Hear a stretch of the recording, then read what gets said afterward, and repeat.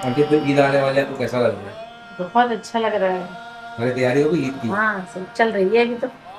ईद आ रही है, ईद आने वाली है।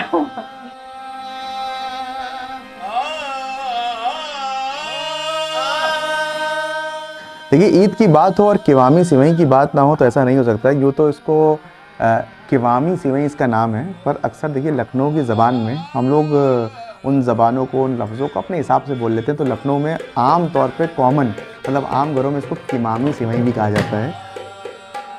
नानी चांदरात वाले दिन ज़रूर आती थी, क्योंकि हम लोगों को भी इमामी सेवई जो होती है वो एक उम्र के साथ साथ उसमें निखार आता है।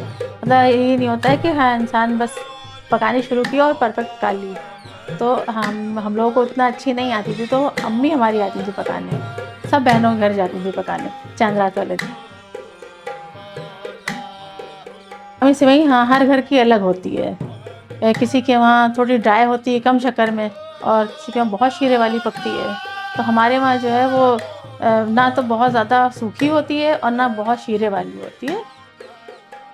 देखिए, पहले के दौर में इसका जो रेशियो था शुगर का, मतलब जो सिवई इस टू शुगर, वो बहुत ज़्यादा होता था। क्योंकि इसको मलाई, मतलब मलाई के साथ खाया जाता था, ताकि जो उसका मीठा है, मिठास उसको बैलेंस किया जा सके। बट आज के लोग, हम लोग हेल्थ कॉन्शियस हो गए हैं, तो हमने इसकी मिठास को कम कर दिया है ताकि खाली भी इसको खाया जा सके। और इसका जो जोड़ है आज भी ईद के दस्तरखान पे, वो है दही की फुल्कियों के साथ। क्योंकि वो एक नमकीन जायका होता है और ये एक मीठा जायका होता है। तो आपने मीठी सिवई खाई तो अक्सर जैसे मैं करता हूँ, या अक्सर जैसा हम करते हैं, कि हमने उसी कटोरी में 2 फुल्की भी ले ली और उससे हमारा जायका, ये कह लीजिए कि वो बैलेंस हो गया। सिवैयों के बिना जो है ईद का त्यौहार जो अधूरा हैगा। ईद के त्यौहार में इसकी बिक्री बढ़ जाती है। ये लोगों को देना पड़ती है ना, लोग बिटिया लोगों को देते हैं ये, तो एक दूसरे को दी जाती है ये, इसलिए इसकी बिक्री बढ़ जाती है।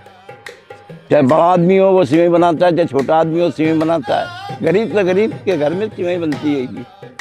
ईद सिमई से ही पता चलती है कि हाँ ईद है। सब जाते हैं एक दूसरे के घर में खाने और मिलने, गले वाले मिलने जाते हैं, सिमई खाते हैं और मोहब्बत बढ़ती है। मोहब्बत के लिए सिमई बनती है और किसी किसी के लिए। जी, हमारे लिए बहुत मायने रखता है। बचपन से इसको हमको हाथ में लेने में बहुत खुशी होती है, सिवई लिफाफे में भरने में खुशी होती है, माल लगाने में खुशी होती है। हमको एक शौक सा हो गया है, भले नफ़ा हो या ना हो, लेकिन लगाना है दुकान में।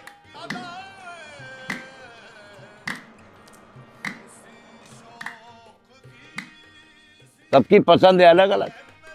बड़ी महीन सिवई होती है, हर आदमी संभाल नहीं पाता है, जो बना लेता है वही महीन सिवई ले जाता है। हर घर में अलग तरह की होती है। तो हमारे अम्मी जो पकाती हैं वो बहुत बारीक सिवई से पकाती हैं, तो हम भी वैसे ही पकाते हैं। हम लोग भी बहुत बारीक सिवई लेते हैं, उससे इमामी सेवई पकाते हैं। अम्मी हमारी बताती थी कि इसमें इस तरह से इसको पहले भून लो सिवई, और कीमाम कितना पकना चाहिए, कीमाम जो होता है इसका, और कितनी इसमें शक्कर डालो, कितना पानी और शक्कर का जो रेशियो था ये बहुत परफेक्ट होना चाहिए। अगर वो थोड़ा सा ऊपर नीचे हुआ तो सिवई ख़राब हो जाती। तो हम लोग ये खड़े होकर देखते रहते थे। हमने पूरी रात अपने घर की लेडीज़ों को, अपने घर की औरतों को इसको पकाते देखा है, तो हमें पता है कि कितनी मशक्क़त से ये बनती है, और वही मशक्क़त इसकी अगले दिन दिखती है। तो ईद जो है वो इस किवामी सिवई, या यूँ कह लीजिए किवामी सिवई के बिना अधूरी होती है। सिवैयों के बिना जो है ईद का त्यौहार जो अधूरा हैगा। सिमई के बिना तो ईद अधूरी ही है। ये बगैर उसके सिवैयों के ईद सूनी सूनी रहती है। इसके बगैर ईद का दस्तरखान जो है वो अधूरा है।